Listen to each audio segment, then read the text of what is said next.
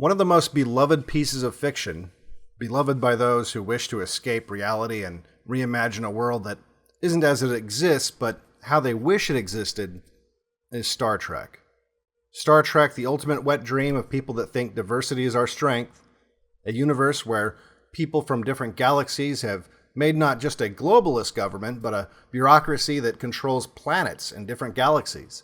A universe where healthcare is free, where perfect and free food comes out of a machine and never makes you fat, and where there's no such thing as money.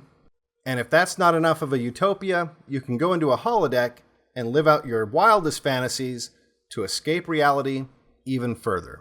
In other words, it's what globalists envision the world would be like if we would just give in to their plans. And if a few million or billion have to die to achieve that goal, well, that's okay. It's all for the greater good. Because synthahol never gives you a hangover, and you haven't lived until you've had sex with a green alien. The irony, of course, is the one thing that makes this universe even remotely plausible is something so key to its existence, it's referred to as the Prime Directive. We have a law known as the Prime Directive. Wikipedia has this to say about the Prime Directive. The Prime Directive has been used in 5 of the 6 Star Trek-based series. This conceptual law applies particularly to citizens which are below a certain threshold of technological, scientific, or cultural development, preventing starship crews from using their superior technology to impose their own values or ideals on them. We are all sworn not to interfere with other lives in the galaxy. So basically what it means is if the Enterprise or anyone from the super centralized government known as the Federation of Planets is to encounter another planet which has not yet evolved on their own enough to handle the responsibilities of participating in their form of government or trusted with their advanced technologies, they are not to interfere. Not even if this means saving lives, sometimes billions of lives. And this isn't just some regulation, this is the Prime Directive.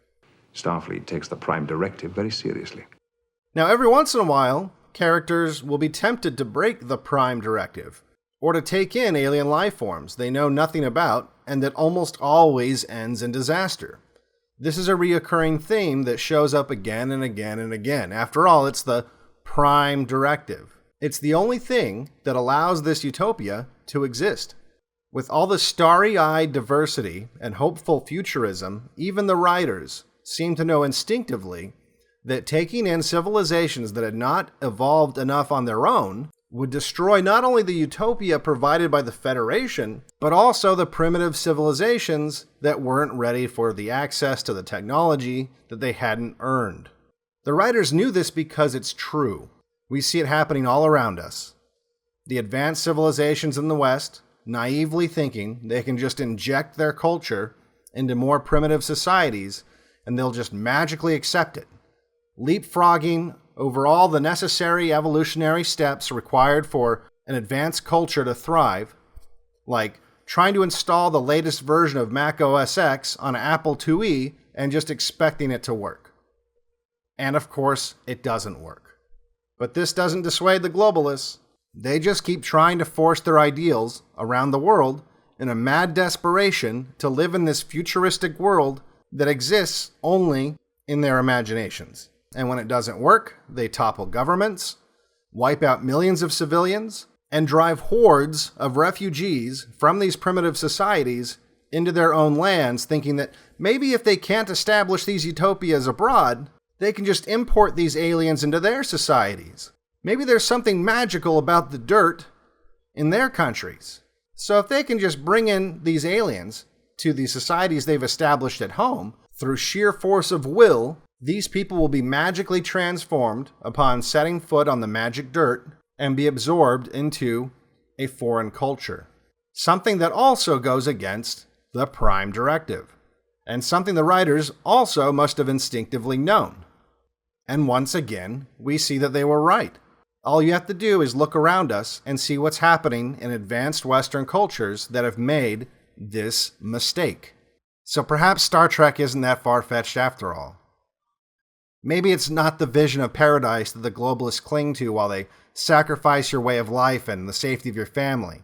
Maybe it's a vision of the paradise lost, when we ignore what even the writers of leftist propaganda instinctively knew. The very key to making an impossible future plausible enough to suspend our disbelief while their fantasy of the future was shoveled into our minds, episode after episode, movie after movie, convention after convention. An impossible world that will only ever exist in the minds of the naive, because we've ignored the only thing that even made it remotely possible: the Prime Directive.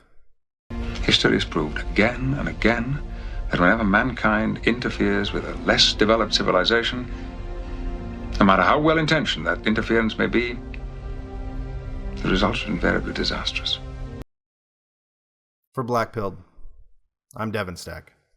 If you like my videos, make sure you like and subscribe. Please share them. Also, you can support me at patreon.com/BlackPilled or donate to the crypto addresses below.